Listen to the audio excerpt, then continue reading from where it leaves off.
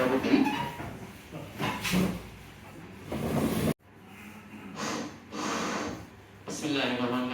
আমি বলবো আমাদের শহীদ হয়েছে তাদের পরিবার আছে এবং শহীদ যাদের আহত হয়েছে তাদের মহোদয়ের কাছে যে যারা ওই সময় সেই দলগুলো নির্বাচনের আগে যে ইস্তিহার দেন অথবা 27 জুলাই পর্যন্ত যে সময়টা আমরা যদি সফল রাষ্ট্রপতি বাংলাদেশের মহান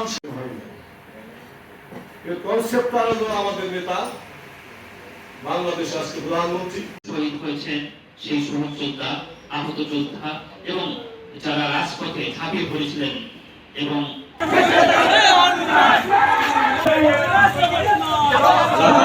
ছাত্রদলকে বলতে চাই, ছাত্রদল আপনারা যদি ছাত্র শিবিরকে মোকাবেলা করতে চান ছাত্রদেরকে নিয়ে আসেন, টোকাই সন্ত্রাসীদেরকে ছাত্র শিবির মোকাবেলা করা যাবে না।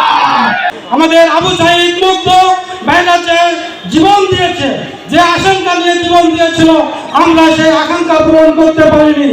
একটি গোষ্ঠী আবার সেই টেন্ডারবাজ চাঁদাবাজি শুরু করে দিয়েছে। বিএনপি সরকার 24 আগস্ট পরবর্তী সময় থেকে নির্বাচন পর্যন্ত যে প্রতিশ্রুতি দিয়ে জুলাই সনদ বাস্তবায়নকে স্বাক্ষর করেছিল, কিন্তু তারা নির্বাচনে সরকার গঠনের পর এই জুলাইকে তারা ভুলিয়ে গেছে।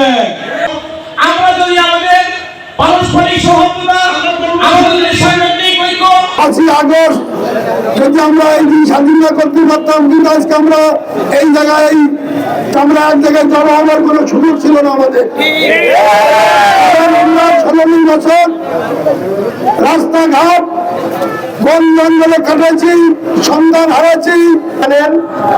বাংলাদেশের 33টি রাজনৈতিক দল জাতীয় সংসদের দক্ষিণ প্লাজায় ছিল, এনসিপি করেছিল, আর বিএনপি তো বর্ষণমুখের পরিবেশে ঠিক আজকের মতো এমন বর্ষণমুখ দিনে ছাতা মুড়ি দিয়ে তারা সকলে স্বাক্ষর করেছিল।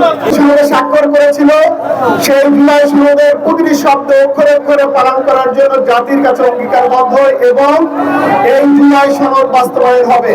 কিন্তু একটি ধর্ম ব্যবসায়ী গোষ্ঠী 12 ফেব্রুয়ারি নির্বাচনকে কেন্দ্র করে পুরা জাতিকে, ধর্মপ্রাণ মুসলমানদেরকে বিভ্রান্ত করেছিল ভেস্তের টিকিট দিয়ে, জান্নাতের টিকিট দিয়ে। আজকে তারা একইভাবে বাংলাদেশ জাতীয়তাবাদী দল যদি রাষ্ট্রীয় ক্ষমতায় যেতে পারে তাহলে উনি সর্বপ্রথম ফ্যামিলি কার্ড দেবে বলেছিল।